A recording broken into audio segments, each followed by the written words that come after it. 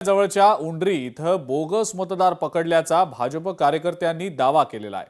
Undri पिसोळीजवळ bogus महिला मतदार पकडल्याचा दावा भाजप कार्यकर्ते राजेंद्र भिडे यांनी केलेला आहे। या सगळ्या महिला मतदारांना एकाच ठिकाणी स्थानबद्ध केलं असल्याची माहिती देखील मिळते।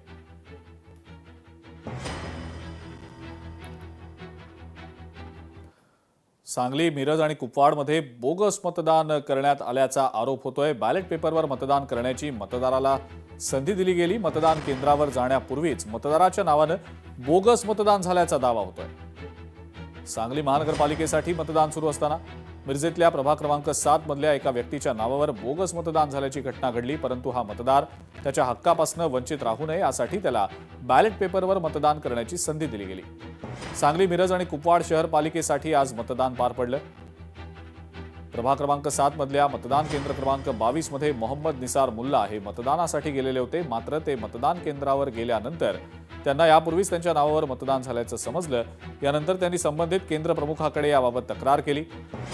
हा मतदार आपल्या मतदानाच्या हक्कापासून वंचित राहू नये यासाठी त्याला बॅलेट पेपरवर मतदान करण्याची संधी देण्यात आली।